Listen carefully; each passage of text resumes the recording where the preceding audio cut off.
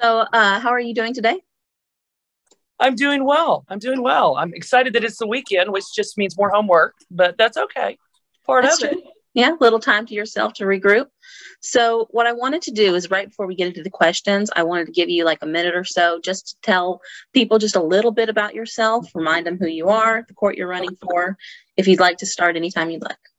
Okay, great. Thank you. My name is Laura Watson, and I am running for judge with County Court at Law number 3. I have been a resident of Montgomery County for going on 25 years now. I've been practicing family law for 18 years. The last 15 years of that, I have been managing my own law practice here in Conroe, Texas. I became board certified in family law, which makes me more than qualified for this particular court, which is a family specialization court, and also incorporates the child welfare docket. I have served and represented hundreds of people as they have gone through the emotional trauma of divorces and modifications, like everyday people that are out there, just like all of us. I've also represented the voices of hundreds of children as they have gone through the trauma with their family. And my primary goal is to try to find a way to help keep the children out of the courtroom and allow their voices to be heard so they don't continue to remain in the middle. So those are my primary focuses of what I'm doing. I believe with my background and experience and hands-on training, I believe that I am the most qualified candidate for this court. Mhm. So the first thing I want to start with is this court handles family law and CPS cases. So Yes, just for people to distinguish, what's the difference between a family law case and a CPS case? What's the big difference?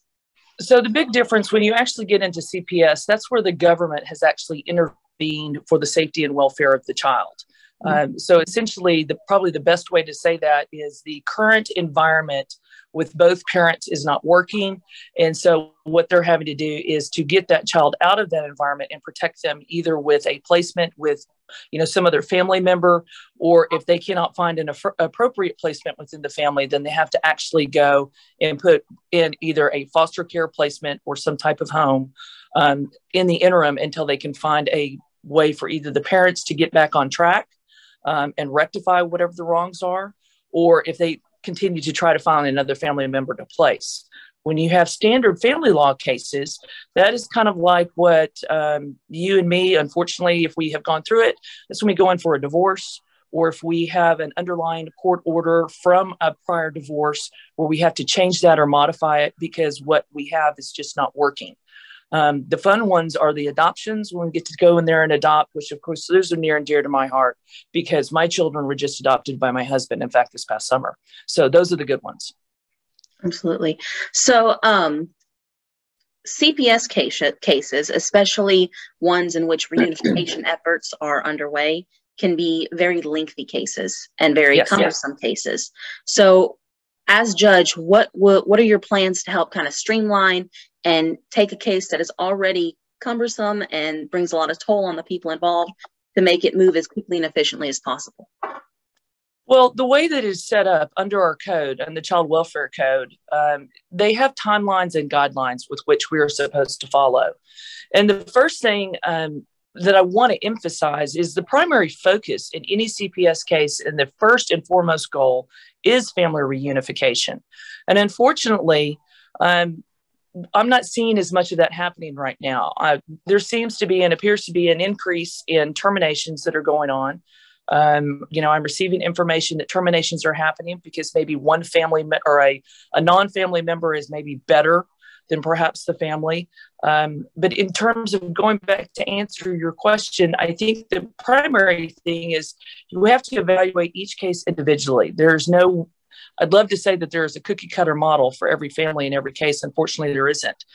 So if we have them that are cumbersome, I think it's important to be able to get back on track and streamline with those timelines and guidelines. If there is some specific reason for a delay, we need to isolate and determine what those are and then move forward in trying to get closure for that particular issue so we can get that case back on track and then get closure for that. I believe families cannot heal until we get them out of the litigation process. Mm-hmm. Now, over the past 2 years, the pandemic has really brought a special heavier burden on families and in the CPS realm. So what kind of impact is still being seen in the courts from the pandemic on family and CPS laws, and how would you get the court back on track, or how would you address them? Well, obviously the backlog when excuse me, when the courts were actually shut down, the scariest part about that is when we had children that were placed in homes, especially in dangerous homes, they didn't have any way to get out. We didn't have our everyday angels that were watching over these kids, the teachers, the coaches, that were helping reporting to try to give those kids safety. And so what's happening is since the courts were closed for an extended period of time, there is a backlog in trying to get caught back up. I think the primary focus in trying to help with that backlog is to make sure that that court is open and running.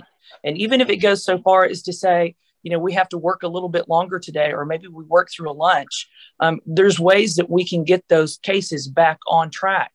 We can also go and ask for help from the regional budget standpoint, because each court has a budget to even ask for visiting judges. There are retired judges out there that are willing to help. But there's got to be ways that we can go. Now, in this particular budget, I'm not sure how much is in this budget to be able to tell you to answer with regards to a visiting judge. But I think the key is to be able to get the courts where we're actually getting those cases in. What has been developed is a utilization of Zoom. And so where you can have a lot of people where you don't necessarily have them in the courtroom, but you can still have them come online. You can address their issues, and you can actually go through and address the issues of that case and then move it on. If it is something that is simple and it's just a status, then I would put those first, get them in, get them out, and then focus on the more complicated cases throughout the day so that way you can try to get closure for those. It's going to take time for us to get caught back up, but I think it can certainly be done. And it's just going to take a lot of hard work and a lot of days of being there and being on the bench. Mm-hmm. Now, something you spoke to is the fact that in recent years, CPS has come under fire due to sometimes children may be taken out of one dangerous situation only to be put in another. So yes. What can and will you do to help ensure that these children, when they're have to be taken out of the home, that they are put in a safe environment and that they are getting their needs met? Where does that responsibility fall as well? So the responsibility, a lot of that with regards to the placement, falls on the department in and of itself in determining that the placement homes are safe. There are requirements for studies to be done and, lots of requirements in terms of a placement home that they must pass before they are actually qualified as a proper placement. The biggest concern I have right now is there have been a loss of a significant amount of beds for these children. I'm sure everybody's been reading the stories about how kids are sleeping in hotels or spending the day in offices. And that is really a crisis throughout our state. It's my understanding in just this last year, we have lost over 2,200 beds for these kids in our state alone. I'm sure everyone has heard about the treehouse debacle just right here in Montgomery County, where kids were placed there. We lost 25 beds from that facility being shut down because when the children were placed there, they were being abused in that location. I believe that a lot of that falls on the constraints and the requirements of the department to ensure it's a safe placement. But I think also when we have individuals such as, the caregivers from the mental health side, a lot of these children are getting mental health services through our departments. So long as we have the folks that can go in there, now you've got a fresh set of eyes, a neutral set of eyes that can look and talk to this child and find out what's going on. Then if there are things being reported by these kids, then we can have that investigated and then have that looked into. The majority of that, again, falls on the department. But if I learn of things like that, then obviously those are being reported because we need to know that those kids are safe. Mm-hmm. So, like I said earlier, family and CPS cases have a lot of emotional burdens on them, on the families involved. So, but they also take a toll on you as the judge. So how would you cope, I guess, with that toll when you come home at the end of the day? So that way, when you go to court the next day, you're able to do it all over again. Well, whether it be right, wrong, or just from experience, that's what I've been doing for the last 15 years. So many of my cases and where I'm going out and serving in the role as the voice of a child, I actually go into the homes, visit the child in mom's home and dad's home, take the child maybe out to dinner or to lunch or go get an ice cream and spend time talking to them, hearing about the crises of what they're going through. Same thing when I would serve in this same role when I was working CPS cases as well. And it's hard. It does take a toll on you. But, then what you do is you go home, you pray about it, you think about it. more importantly, I try to find ways to be able to protect that child and get relief for that child. And fortunately, in my family, especially my children, I guess they're used to it and they're very patient with me because they understand that mommy's usually going to have to go work on Saturday or Sunday. It makes me very proud when I hear, for example, my daughter explaining to one of her friends, oh my gosh, why does your mom have to go work on a Saturday? And my daughter at that time was about 12. And she said, well, my mom works as the voice for the children and she goes out to help other kids because not all of them are as lucky as we are. So while I'm crying and folding laundry in the next room, I'm like, oh my gosh, they really listen. It's one of those that you're very grateful.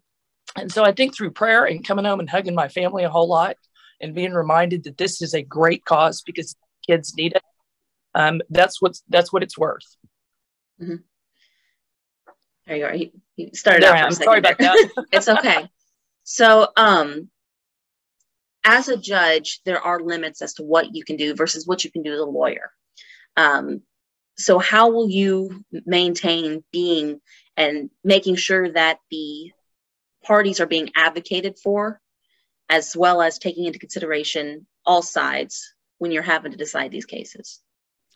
That's probably one of the toughest roles because when you have practiced, you recognize very quickly who, as an advocate, who is truly knowledgeable, who is truly passionate, or who is just there because they got a paycheck. Unfortunately, if someone is retained, there is nothing I can do about that. I can't advocate from the bench. I can't legislate from the bench. What I can do and intend to do is to make sure that the laws are followed, the statutes are followed. If there is an opportunity, I have no problem with maybe perhaps, and I've had this happen before, asking the attorneys to come and join me in chambers. Sometimes then you can kind of say, look, I understand what we're trying to get across here, but I think it's important that we understand this is our focus for today. Sometimes attorneys, especially young ones, and I've done it, you kind of go off on a rabbit trail because you think you've got something. You're like a little puppy dog chasing the rabbit. I mean, you think you've got it, and it's the whole wrong trail to be on. And judges, I think that we have a duty and a responsibility to help teach and try to help these young lawyers become better advocates, to try to help the families that are out there. But at the same time, I can't go and say, you might want to do this or you might want to do that. Sometimes if the lawyers don't maybe get all the right questions out, the judge is able to ask additional questions after the attorneys have passed on a particular witness. And that's absolutely something that I would do as well if some of my key questions weren't answered. You have to get that evidence on the record. You have to get it out so that way you can make a knowledgeable ruling and decision for that particular family. And I think that's the best way to do it without crossing the lines and overstepping the bounds, because that's the critical part. Mm-hmm. You have to remain unbiased and neutral. Mm-hmm.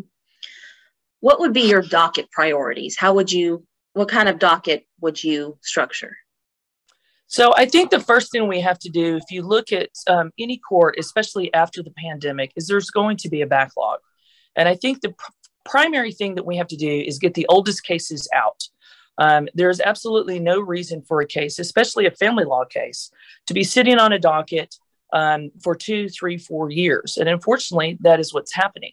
Our family code urges a closure rate within 6 months. Now, I understand when we have expert witnesses, whether it be a complicated property case or you involve psychologists for a custody evaluation, those obviously take longer. Then the goal should be in the neighborhood of about a year. Obviously, the pandemic has screwed that up for a lot of these cases, but I think the priority should be, first and foremost, oldest cases first. Just because someone doesn't want to try it or I'm not ready or whatever, I think that the court has the right and the ability to be able to go and preferentially set those cases, which I think they should be. Just because someone says that they want 5 days or 7 days, let's really evaluate what the needs of that particular case is. And so that way we can streamline it as best we can, because there is case law that allows the court to do that and to restrict the number of days of a trial. Because a lot of times people will just go in there and I use the analogy kicking the dead horse. I mean, we don't need to go over and over again. Let's move on to the next topic. So I think that that's the place that I would start and prioritize on that. I would also focus on the ones that are of the highest emergency need. Those obviously need immediate attention. If it's like a protective order or what we call a writ of habeas corpus, someone's withholding the child or someone is being wrongfully held. Obviously, from due process rights and for safety issues, those would also be immediate. And so because there would be both myself and an associate judge between the two of us, I think we could very easily prioritize, get the emergencies taken care of, then focus on the docket of oldest cases first and try to get these cases moving out. All right. All right. Is there anything else you would want to highlight about the court and your candidacy? I think the thing to understand with this court is, I say all the time, family law in and of itself is good people on bad behavior. It is highly emotional time for people when they come through here. And I think that it is important to be able to understand that. If you've ever experienced it or gone through it with someone, it's very easy to realize that that person is shaking like a leaf. And I believe that I'm the best candidate because I have stood there and held that person's hand, wiped away their tears, told them it's going to be okay, or sometimes they just need a hug. And then you go in there, you get it done, you put your arm around them when you're trying to finish it and say, we're going to get through this and it's okay. I think it's important to understand that. I think it's also important to be able to have the professionalism, the candor, and the grace to be able to help people get through this emotional trauma. It's a horrific experience. And unless you've done it, I think that it's very hard to understand the requirements of that. I mean, there's so many technicalities in family law and in CPS law. There's no question about that. There's so many procedural issues that we have to know. And I think the key to this court is having someone who has done that day in and day out, has experienced making those motions or holding that person's hand, or been able to truly understand what it's like on the other side of the bench. I think that's what gives a judge the background and the depth to be able to really manage that court and manage the people within that court and to be able to get them closure because they can't begin to heal until they get out of the litigation process. And I believe that I can offer that. All right. Thank you very much, Laura Watson, for taking this time today to interview with me. Absolutely. It's been a pleasure. And thank you so much for having me. I appreciate it. Of course. Have a great afternoon. All right. You too. Thank you.